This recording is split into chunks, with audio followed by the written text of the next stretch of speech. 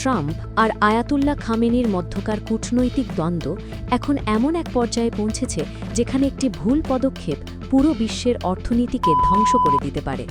America এখন সব তেল ট্যাঙ্কারকে সতর্ক করে দিচ্ছে হরমুজ প্রণালী থেকে দূরে থাকতে, কারণ ইরানি বাহিনী ওখানে কড়া নজর রাখছে। গত কয়েকদিন ধরে একটি খবর সবাইকে আতঙ্কিত করে তুলেছে। ইরানের বিপ্লবী গার্ড বাহিনী বা আইআরজিসির নৌবাহিনী পারস্য উপসাগরে 2টি জাহাজ আটক করেছে। ওই জাহাজে ছিল প্রচুর পরিমাণে চোরাচালান করার জ্বালানি। তাসনিম নিউজ এজেন্সির প্রতিবেদনে বলা হয়েছে, ওই জাহাজগুলোতে থাকা 15 জন বিদেশি নাবিককে আটক করা হয়েছে। তাদের বিরুদ্ধে আইনি ব্যবস্থা নেওয়ার জন্য ইরানের বিচার বিভাগে পাঠিয়ে দেওয়া হয়েছে। ঘটনাটি ঘটেছে পারস্য উপসাগরের ফার্সি দ্বীপের কাছাকাছি। ইরানের গার্ড বাহিনী দাবি করেছে তারা মাসের পর মাস ধরে গোয়েন্দা তথ্য সংগ্রহ করে ওই জাহাজগুলোর ওপর নজর রেখেছিল। তারা জানত এই জাহাজগুলো কি করছে। এটা কোনো সাধারণ অভিযান ছিল না, এটি ছিল একটি সুপরিকল্পিত আক্রমণ। ইসলামিক রেভলিউশনারি গার্ড কোর্স নৌবাহিনীর 2য় নেভাল ডিস্ট্রিক্ট পুরো এলাকা নিয়ন্ত্রণ করছে। তারা ওই 2টি জাহাজের ওপর সম্পূর্ণ কর্তৃত্ব প্রতিষ্ঠা করে ফেলেছে। ইরানের দাবি ওই 2টি জাহাজ জ্বালানি চোরাচালানে জড়িত ছিল। তারা আইনি আদেশ নিয়ে এই অভিযান চালিয়েছে। জাহাজ দুটিকে আটক করা হয়েছে একাধার দ্বীপ আর ফার্সি দ্বীপের মাঝখানে। অপারেশনাল জোনে ওই জাহাজের ধারণ ক্ষমতা ছিল 20 লাখ লিটারেরও বেশি। এত বিশাল পরিমাণের চোরাচালান করা ডিজেল জ্বালানি জব্দ করে তা ইরানের national oil refining and distribution কোম্পানির হাতে তুলে দেওয়া হয়েছে। এই ঘটনা কোনো একক ঘটনা নয়। গত কয়েক মাস ধরে ইরান বারবার এমনই অভিযান চালিয়ে আসছে। ওরা এই সব ট্যাঙ্কারের ওপর নজর রাখে যারা পারস্য উপসাগরের হরমুজ প্রণালীর ওপর দিয়ে অবৈধভাবে জ্বালানি পাচার করতে চায়। হরমুজ প্রণালী পৃথিবীর অন্যতম গুরুত্বপূর্ণ শক্তি সরবরাহের পথ। বিশ্বের একটি বড় অংশে তেল আর তরল গ্যাস এই পথ দিয়ে পরিবহন করা হয়। কিন্তু এই গুরুত্বপূর্ণ পথটি এখন হুমকির মুখে। এই অঞ্চলে উত্তেজনা তৈরি হওয়ার পেছনে আরও একটি কারণ আছে। কিছুদিন আগে ওয়াশিংটন পারস্য উপসাগরে একটি নৌবহর পাঠিয়েছিল। আমেরিকার দাবি ছিল ইরান যখন সরকার বিরোধী বিক্ষোভ দমন করেছে তখন তারা ওই অঞ্চলে স্থিতিশীলতা ফিরিয়ে আনতে চায়।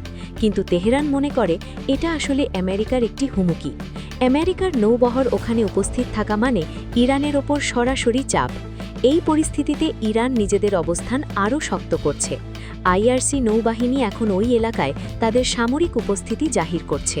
ওরা ফার্সি দ্বীপের কাছে ওই জাহাজ দুটি আটক করে দেখিয়ে দিয়েছে যে তারা ওই অঞ্চলে পুরোপুরি কর্তৃত্ব বজায় রেখেছে। কোনো জাহাজ এখানে নিরাপদ নয় যদি তারা ইরানের আইন না মানে। ইরানের জ্বালানির দাম অনেক কম, সেখানে পেট্রোল আর ডিজেল পাওয়া যায় মাত্র কয়েক টাকায়। এই সুযোগে অনেকেই সীমান্ত পেরিয়ে জ্বালানি পাচার করে বিপুল লাভ করতে চায়। চোরাচালানকারীরা ইরান থেকে সস্তায় জ্বালানি কিনে তার প্রতিবেশী দেশগুলোতে অনেক বেশি দামে বিক্রি করে। এই ব্যবসা অত্যন্ত লাভজনক হলেও ঝুঁকিপূর্ণ। আর সেই ঝুঁকির মুখে পড়েই এই 15 জন নাবিককে আটক করা হয়েছে। জাহাজ দুটি আটক হওয়ার পর ওগুলোকে বহু শহর বন্দরে নিয়ে যাওয়া হয়েছে। সেখানে জাহাজের সব কাগজপত্র আর পণ্য খতিয়ে দেখা হচ্ছে।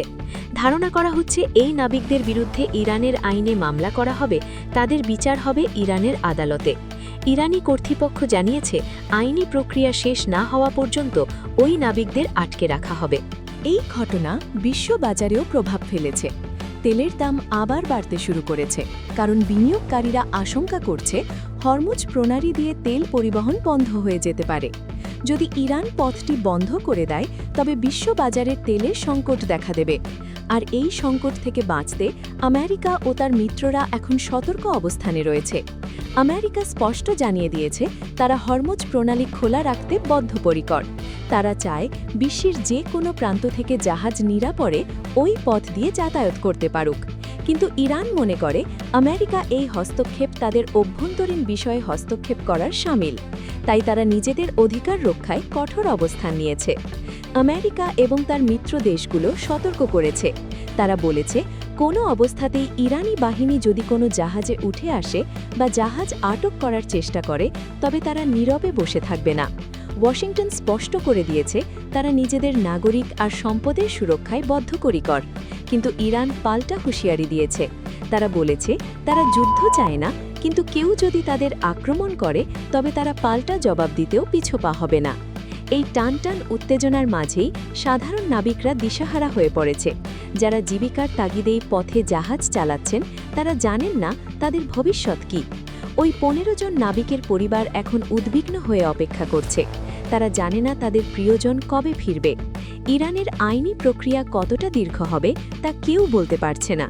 বিশ্লেষকদের মতে এই পরিস্থিতি আগামী দিনে আরও খারাপ হতে পারে।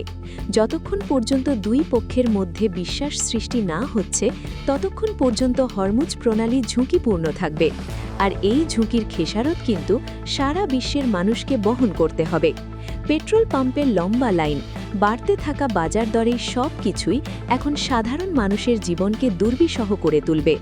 এই মুহূর্তে পুরো বিশ্ব চোখ রাখছে পারস্য উপসাগরের দিকে। সেখানে যে কোনো ছোট ঘটনা বড় কোনো বিপর্যয়ের কারণ হতে পারে। আর এই বিপর্যয় থেকে বাঁচতে হলে দুই শক্তিকে সংযুক্ত হতে হবে।